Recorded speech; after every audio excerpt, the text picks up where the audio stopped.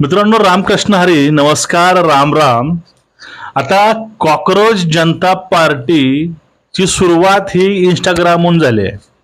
आता जगामध्ये पहिल्याच वेळेस तुम्ही बघत असाल की म्हणजेच खास करून का महाराष्ट्रामध्ये म्हणा किंवा भारतामध्ये म्हणा. महाराष्ट्र काय म्हणतो कारण तो जो काही अभिजित दिपके आहे तो हा महाराष्ट्रीयन आहे, मराठी आहे. त्या तरुणानं जी काही कॉकरोच जनता पार्टी स्थापन केली आहे त्या जनता पार्टीनं अवघ्या 4 दिवसामध्ये 1 कोटीचा पल्ला गाठलाय फॉलोअर्सचा. आणि ती 1 कोटी सदस्य संख्या वाढतच आहे. 11, 12, 13 चालूच आहे. 11 मिलियन, 12 मिलियन, 13 मिलियन, 20 मिलियन ही होईल, 2 कोटी होईल, 3 कोटी ही होईल. मग 3-3 कोटी सदस्य संख्या त्याला आली. त्याची सदस्य संख्या ही भाजपची पण आहे ते म्हणतात, आणि ते शरद पवारांची पण नाही, कारण ह्या सगळ्या लिबरल अजेंड्याचे जे म्होरके आहेत त्यांची पण तेवढी नाही.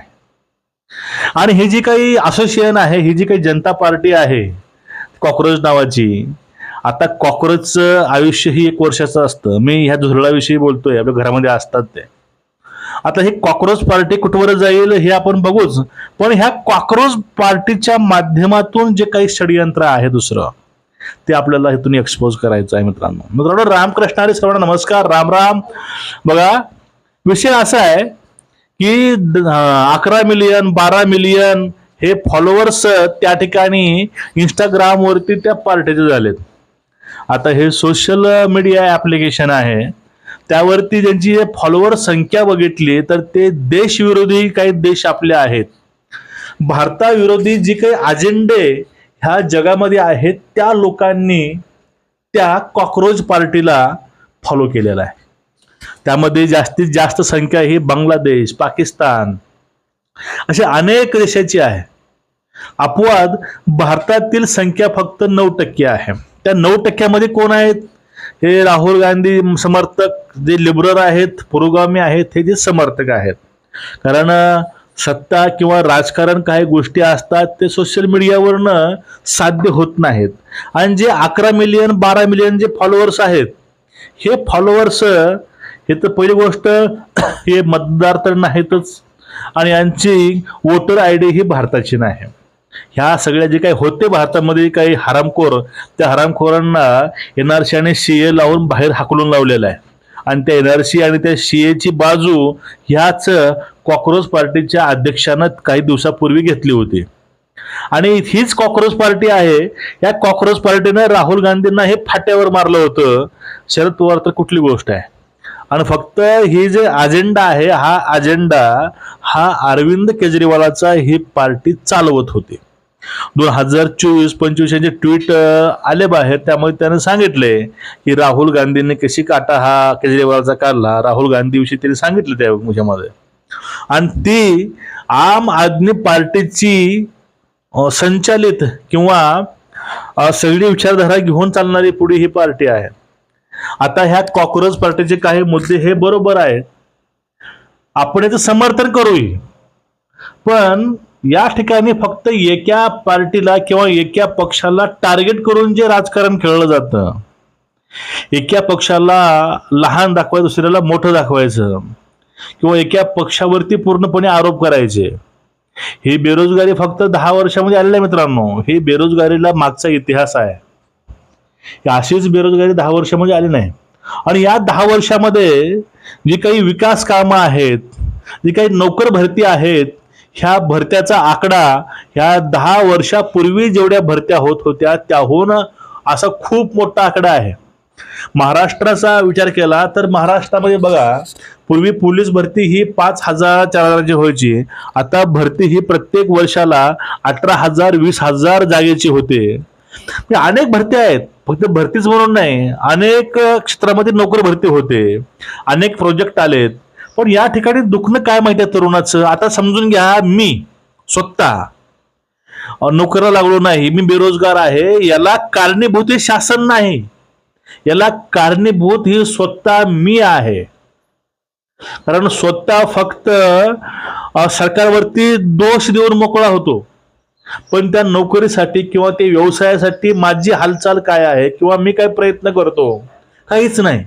ज्याप्रमाणे हे राहुल गांधी, संजय राऊतांचा पक्ष उभाटा राष्ट्रवादी हे जसं ब्लेम करतात निवडणूक आयोगावरती, परिणामी ह्या लोकांवरती आणि भाजपवरती, त्याचा ब्लेम काय असतो की आम्ही निवडणूक हरलो नाही, आम्हाला हरवलं गेलं.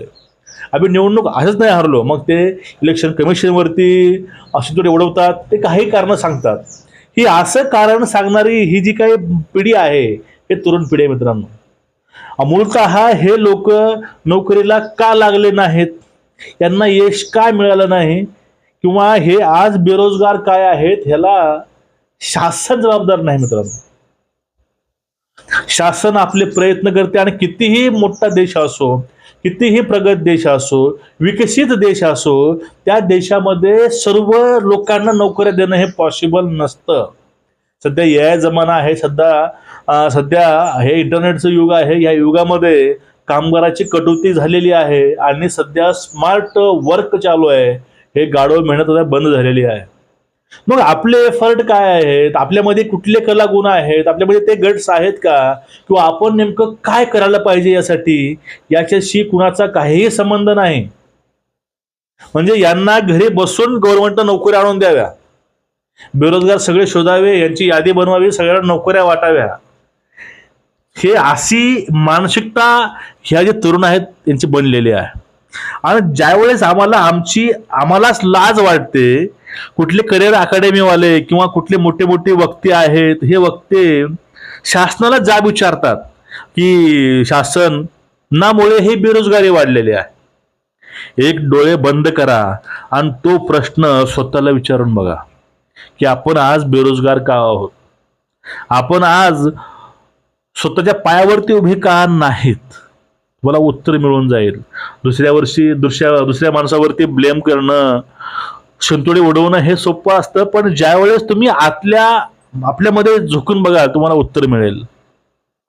आणि दुसरी महत्वाची गोष्ट काय आहे, ही जी कॉक्रोच पार्टी आहे, या कॉक्रोच पार्टीनं हे शरद पवार असतील, हे असतील, या सगळ्यांचे अजेंडे ओढून लावलेले आहेत. कारण काय, ह्या कॉक्रोच पार्टीचे जे काही फॉलोअर्स आहेत हे भारतीय नाहीतच, ते फक्त 9% 10% भारतीय आहेत.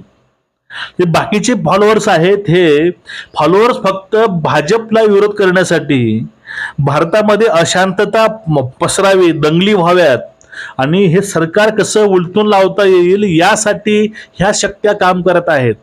आणि हे एक नियोजित आणि एक संघटित हे गुन्हेगारी आहे, हे जागतिक स्तरावर होत आहे. ते काही मुस्लिम राष्ट्र संघटित होऊन या ठिकाणी ह्या सायबरच्या माध्यमातून, ह्या मीडियाच्या माध्यमातून या ठिकाणी भारतातील सरकारांना अस्थिर करण्याचं काम किंवा दंगली पेटवायची कामं हे लोक करत आहेत.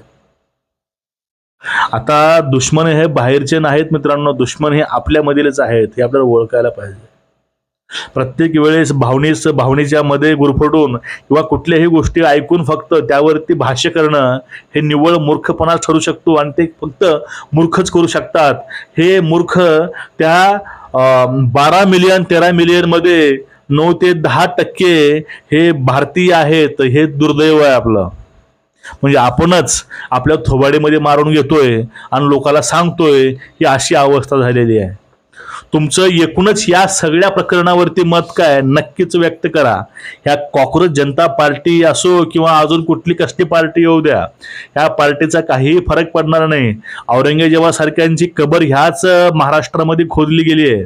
असे अनेक आक्रांता होऊन गेले, हे हिंदू धर्माचं किंवा ह्या राष्ट्राची काडी सुद्धा हलवू शकले नाहीत. यांची काय विषाद आहे. तुमचं मत नक्कीच व्यक्त करा आणि व्हिडिओ शेअर करा.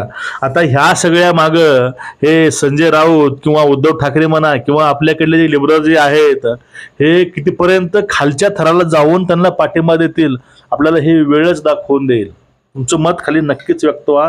नमस्कार. रामकृष्ण हरी.